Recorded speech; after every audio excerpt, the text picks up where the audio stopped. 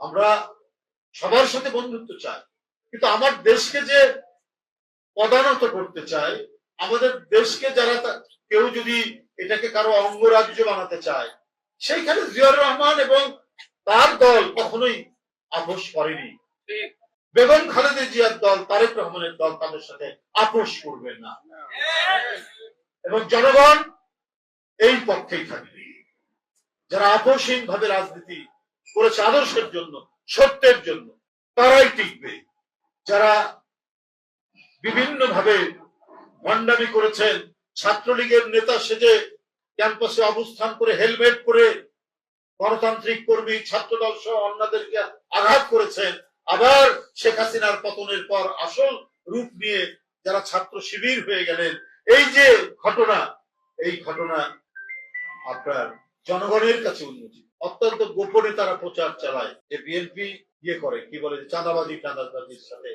বৃহত্তর দল পৃথিবীর সব দেশে কেউ না কেউ দুষ্ট চক্র থাকতে পারে, এই চক্র নানা ধরনের কাজ করতে পারে। তো দল যদি এটাকে নীরবে সহ্য করে যায়, তাহলে তখন দলের দোষ। আর দল যদি তার বিরুদ্ধে ব্যবস্থা নেয়, তাহলে দল সঠিক পথে আছে।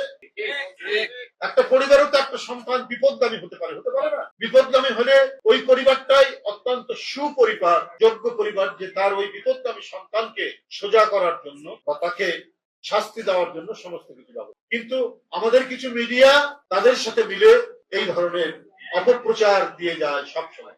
কিন্তু আজকে যারা এই কথাগুলো বলেন, তাদের তো আমরা অহরহই পাচ্ছি। এই যেমন ধরেন পিরোজপুরের ইন্দুরকান্দিতে জামাতের নেতাকে জামাত বহিষ্কার করতে অভিযোগ, মামলা থেকে অব্যাহতি দিতে চাঁদা দাবি, জামাত নেতা বহিষ্কার।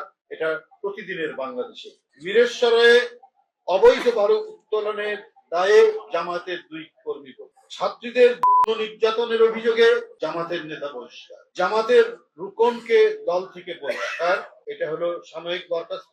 ফেনী আলিয়া কামিল মাদ্রাসার অধ্যক্ষ মাওলানা মাহমুদুল হাসানকে মামলা থেকে অব্যাহতি দেওয়ার আশ্বাসে, তিনি হয়তো ছিল অন্য কোনো মামলায় জড়িত ছিল, চাঁদা দাবির অভিযোগ করছে। এটা আমি এগুলো সমস্ত পত্রিকায়, মানে প্রধান লিডিং পত্রিকায় এগুলো এসছে। আমি 2-3টা বললাম। তাহলে দলের 2-1টা বিপদগামী কর্মীরাই কাজ করবে, বিএনপির জামাতেরও আছে। তো সেই কথাটা কেন হাইলাইট হয়নি? ধর্ষণ মামলা থেকে শুরু করে নারীকে নির্যাতন এবং মুক্তিযোদ্ধা, কুমিল্লার 14 গ্রামের মুক্তিযোদ্ধাকে লাথি মেরে তাকে লাঞ্ছিত করেছে এই জামাত কর্মীরা, এই কথাগুলো কেন হাইলাইট হয়নি? পত্রিকা কিছু পত্রিকা বলবো যে এটাকে অত্যন্ত কৌশলে ঢেকে রেখে বিএনপির উপর চাপিয়ে দেওয়ার চেষ্টা করে। কারণ সরকারের একটা বিরাট অংশ এদেরকে প্যাট্রোনাইজ করছে। 16টা বিশ্ববিদ্যালয় জামাতের ভাইস চ্যান্সেলর হয় কি করে, এবং তার ফলাফল আমরা দেখতে পাচ্ছি এই নির্বাচনে।